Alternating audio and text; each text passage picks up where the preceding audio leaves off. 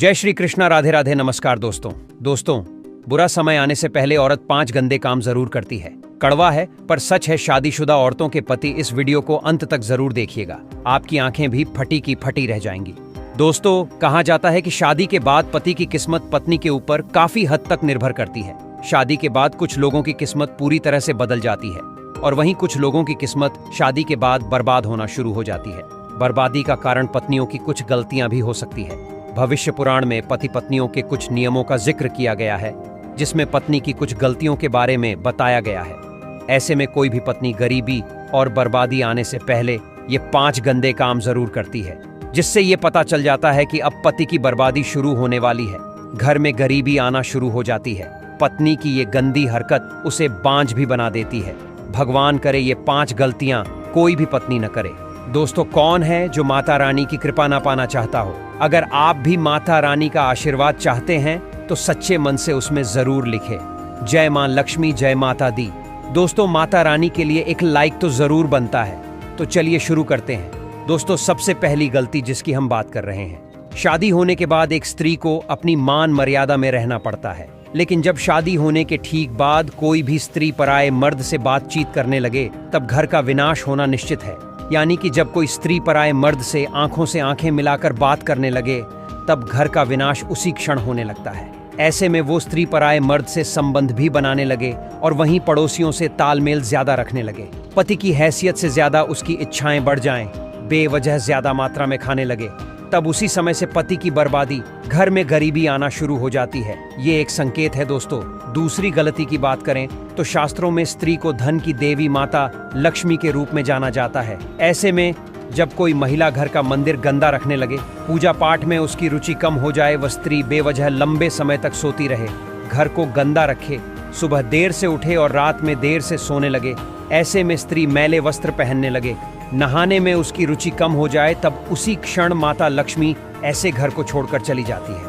ऐसे घर को महालक्ष्मी त्याग देती है और गरीबी और बर्बादी जैसे लक्षण उस घर में आने लगते हैं, जो कि एक बर्बादी का संकेत है। दोस्तों, नंबर 3, जब कोई महिला बृहस्पतिवार को मांस खाने लगे, धूम्रपान व मदिरा पीने लगे, अचानक से बेवजह बृहस्पतिवार को बाल धोने लगे, बृहस्पतिवार को कपड़े धोने लगे और पोछा लगाने लगे और इस दिन बाल नाखून काटने लगे, तब घर में बृहस्पति कमजोर होने लगता है और पति की बर्बादी शुरू हो जाती है। जो महिला मुख से कड़वे बोल अचानक से बोलने लगे, सास ससुर पर अत्याचार करने लगे, पति को लात से मारने लगे, पति को गालियां देने लगे, बच्चों पर अत्याचार करना, जानवरों को लात से मारना, तब उसी क्षण घर का विनाश होना निश्चित हो जाता है। ऐसी स्त्री हमेशा बांझ रहती है।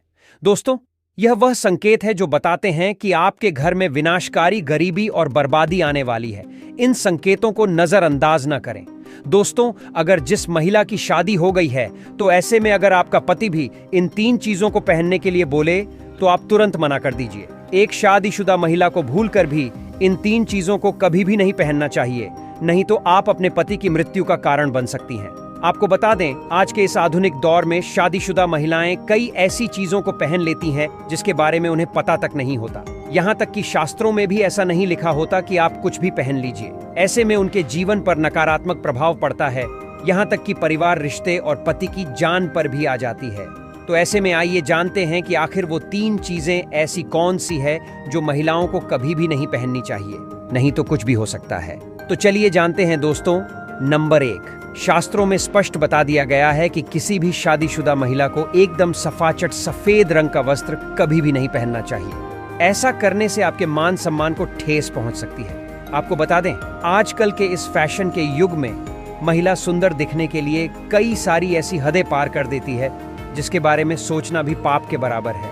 वास्तुशास्त्र के अनुसार किसी भी महिला को एकदम सफाचट सफेद रंग की साड़ी या सूट कभी भी नहीं पहनना चाहिए।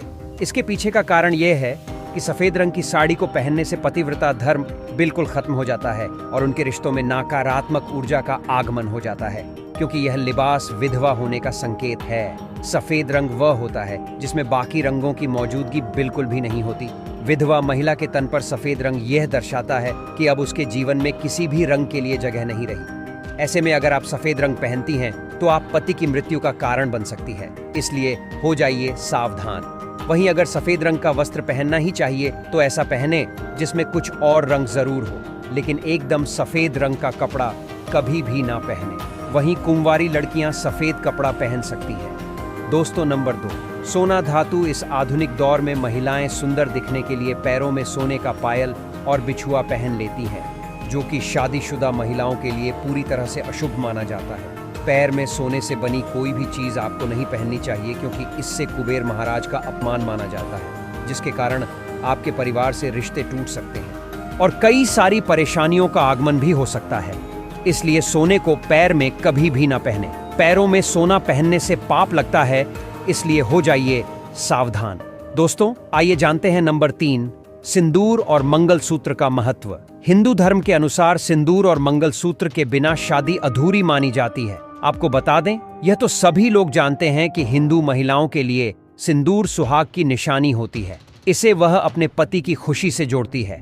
ऐसे में अगर जो महिला विवाहित होकर भी सिंदूर ना लगाए तो दुनिया का सबसे बड़ा पाप माना जाता है और आपके पवित्र रिश्ते को कोई और व्यक्ति मनहूसियत का नाम दे सकता है। इसलिए मांग में सिंदूर होना आवश्यक है। वहीं मंगलसूत्र का भी बड़ा महत्व है। मंगलसूत्र में सूत्र सोने या पीतल से भले ही न बना हो, लेकिन पीले धागे में काले मोती जरूर होने चाहिए। ऐसा माना जाता है कि मंगलसूत्र का पीला हिस्सा माता पार्वती है और काला हिस्सा भगवान शिव। शास्त्रों के अनुसार शादी होने के बावजूद भी जो महिला मंगलसूत्र ना पहनती हो तो सबसे बड़ा पाप माना जाता है। ऐसे में आपके रिश्ते पर कलंक लग सकता है। इसलिए एक शादीशुदा महिला को मंगलसूत्र अवश्य पहनना चाहिए। अगर आपके पास मंगलसूत्र नहीं है तो कम से कम गले में काला धागा तो पहन ही सकते हैं। दोस्तों, आज की जानकारी बस इतना ही। दोस्तों, वीडियो पसंद आया हो तो वीडियो को एक लाइक और कमेंट बॉक्स में जय मां लक्ष्मी जरूर लिखें। मां लक्ष्मी अपने असीम कृपा आपके ऊपर हमेशा बनाए रखें। दोस्तों, मिलते हैं किसी एक नई जानकारी के साथ। तब तक के लिए अपना ख्याल रखना। धन्यवाद।